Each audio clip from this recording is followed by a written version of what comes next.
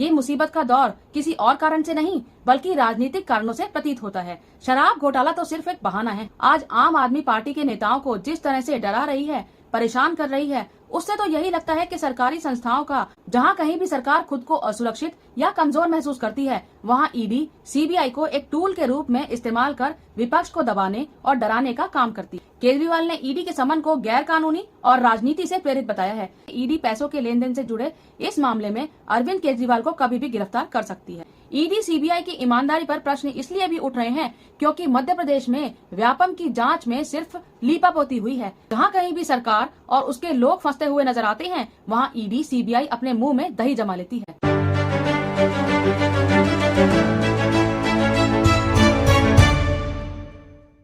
Hello and welcome दोस्तों, मैं हूं वंदना और आप देख रहे हैं लीगल चॉइस। दोस्तों, आम आदमी पार्टी के ऊपर पिछले कुछ महीनों से मुसीबत का दौर रुक नहीं रहा है। एक के बाद एक मुसीबत आ रही है। पहले सतीश जैन के ऊपर, फिर मनीष सिसोदिया, संजय सिंह और अब खुद मुख्यमंत्री अरविंद केजरीवाल के पीछे ईडी हाथ धोकर पड़ी है। ये मुसीबत का दौर किसी और कारण से नहीं बल्कि राजनीतिक कारणों से प्रतीत होता है। शराब घोटाला तो सिर्फ एक बहाना है। दूसरे अर्थों में देखें तो ये मुसीबत अकेले राहुल गांधी, अरविंद केजरीवाल, संजय सिंह और महुआ मोइत्रा जैसे लोगों पर नहीं है। ये सीधा सीधा लोकतंत्र पर आक्रमण, आम जनता के ऊपर हमला है। दोस्तों, ऐसी भेदभावपूर्ण कार्यवाही कराना घोर अन्याय है, बेईमानी है। शराब घोटाले के नाम पर मोदी जी की ईडी आज आम आदमी पार्टी के नेताओं को जिस तरह से डरा रही है, परेशान कर रही है, उससे तो यही लगता है कि सरकारी संस्थाओं का राजनीति में एक टूल की तरह इस्तेमाल किया जा रहा है।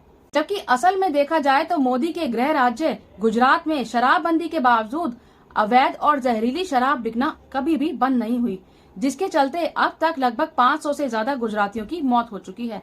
ऐसे में अगर शराब घोटाले की जांच करनी ही है और अगर भ्रष्टाचार रोकने की इतनी ही चिंता है तो ईडी और सीबीआई की रेड सबसे पहले गुजरात में और स्पेशली मोदी और वहां के मुख्यमंत्री के घर पर पड़नी चाहिए, जिसके शासन में शराबबंदी कानून के बावजूद अवैध और जहरीली शराब बिकनी बंद नहीं हुई है।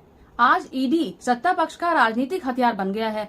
ऐसा हथियार जो अपनी शक्तियों का इस्तेमाल करके हर समय सरकार की मदद कर रहा है। जी हाँ दोस्तों, जहाँ कहीं भी सरकार खुद को असुरक्षित या कमजोर महसूस करती है, वहाँ ईडी सीबीआई को एक टूल के रूप में इस्तेमाल कर विपक्ष को दबाने और डराने का काम करती है। आम आदमी पार्टी के सतीश जैन, मनीष सिसोदिया, संजय सिंह के बाद दिल्ली के मुख्यमंत्री अरविंद केजरीवाल को घेरने की तैयारी है। ईडी ने अरविंद केजरीवाल को समन भेजकर बुलाया था, लेकिन अरविंद केजरीवाल ने ईडी को पत्र लिखकर कई सवाल पूछे और नोटिस वापस लेने की भी मांग की है। दरअसल नोटिस में साफ नहीं था कि ईडी उन्हें मुख्यमंत्री के रूप में बुलाना चाहती थी, आम आदमी पार्टी के राष्ट्रीय संयोजक के रूप में या एक नागरिक के रूप में बुलाना चाहती थी। इस संबंध में ईडी का कोई जवाब नहीं आया है, लेकिन भाजपा के नेताओं का बयान जरूर आ रहा है। इससे तो यही प्रतीत होता है कि सम्मान ईडीआई सीबी का नहीं बल्कि भाजपा का है, जो ईडी के माध्यम से अरविंद केजरीवाल को परेशान करने और डराने की नियति से भेजा गया है। कहने के लिए ईडी शराब नीति घोटाले में मनी लॉन्ड्रिंग से जुड़े मामले की जांच कर रही है, लेकिन इसकी टाइमिंग और रूपरेखा को लेकर इसकी निष्पक्षता पर सवाल है। चर्चा है कि जांच एजेंसी ने केजरीवाल को तलब करने से पहले कुछ सबूतों को इकट्ठा किया है। आपको याद होगा कि इसी मामले में जांच एजेंसी ने पूर्व डिप्टी सीएम मनीष सिसोदिया और राज्यसभा सांसद संजय सिंह को भी गिरफ्तार किया था। सीएम केजरीवाल की पेशी से पहले आप सरकार के एक और मंत्री राजकुमार आनंद के यहां ईडी ने रेड डाली है। ईडी की टीम मंत्री के सिविल लाइन स्थित आधिकारिक आवास समेत 9 जगहों पर छानबीन कर रही थी। जानकारी के मुताबिक ईडी की टीम राजकुमार आनंद के बिजनेस से जुड़े मामले में छापामारी कर रही है। इस बीच अरविंद केजरीवाल ने ईडी के समन पर बयान दिया है। केजरीवाल ने ईडी के समन को गैर कानूनी और राजनीति से प्रेरित बताया है। सीएम केजरीवाल ने कहा है कि बीजेपी के कहने पर इस नोटिस को भेजा गया है। उन्होंने कहा, नोटिस इसलिए भेजा गया ताकि मैं 4 राज्यों में चुनाव प्रचार न कर पाऊं। ईडी को अपना नोटिस तुरंत वापस लेना चाहिए। दिल्ली के मुख्यमंत्री अरविंद केजरीवाल को 2 नवंबर को ईडी के सामने पेश होना था, लेकिन जब वह नहीं पहुंचे तो इस बात पर चर्चा हो रही है कि अगली कार्यवाही क्या हो सकती है। चर्चा है कि ईडी अरविंद केजरीवाल को दूसरा समन पेश कर सकती है। कानूनी विशेषज्ञों का कहना है कि एक व्यक्ति ईडी के समन को 3 बार नजरअंदाज कर सकता है। उसके बाद ईडी एक निश्चित तारीख पर केजरीवाल की उपस्थिति को अदालत में अनिवार्य करने के लिए एक गैर जमानती वारंट भेज सकता है और इसके जवाब में अगर वो ईडी के सामने पेश नहीं होते हैं तो उन्हें गिरफ्तार भी किया जा सकता है। वैकल्पिक रूप से केजरीवाल समन को अदालत में चुनौती दे सकते हैं।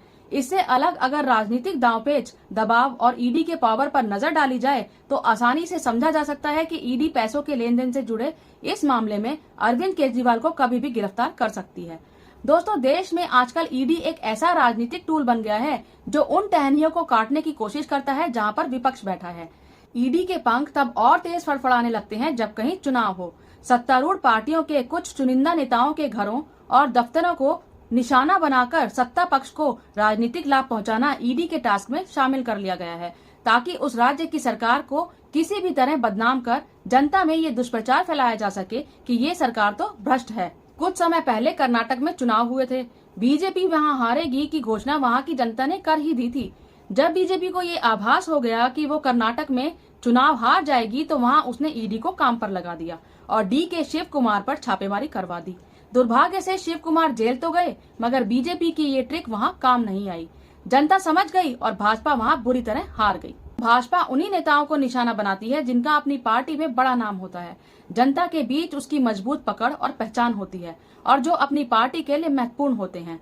ईडी सीबीआई के छापेमारी से किसी को कोई आपत्ति नहीं हो सकती थी अगर वो पक्ष और विपक्ष में बिना भेदभाव किए निष्पक्ष रूप से अपना काम करती, लेकिन मुश्किल तब हो जाती है जब वो सत्ता पक्ष के इशारे पर विपक्ष को परेशान करने और बदनाम करने के उद्देश्य से काम करती है। भ्रष्टाचार चाहे जहां भी हो, जैसा भी हो, उसकी निष्पक्ष जांच होनी चाहिए, क्योंकि भ्रष्टाचार हमेशा देश को कमजोर और खोखला बनाता है और इसे करने वाले ताकतवर लोग होते हैं। ईडी सीबीआई की ईमानदारी पर प्रश्न इसलिए भी उठ रहे हैं क्योंकि मध्य प्रदेश में व्यापम की जांच में सिर्फ लीपापोती हुई है। गुजरात में पेपर लीक हुआ था, उसकी जांच का क्या हुआ? कौन दोषी था और उस पर क्या कार्रवाई हुई? उत्तर प्रदेश में भी पेपर लीक हुआ था, उसकी क्या जांच हुई? किसके घर छापा पड़ा और कौन लोग जेल गए? गुजरात में अडानी पोर्ट पर भारी मात्रा में ड्रग्स पकड़े गए थे, क्या उसकी कोई जांच हुई?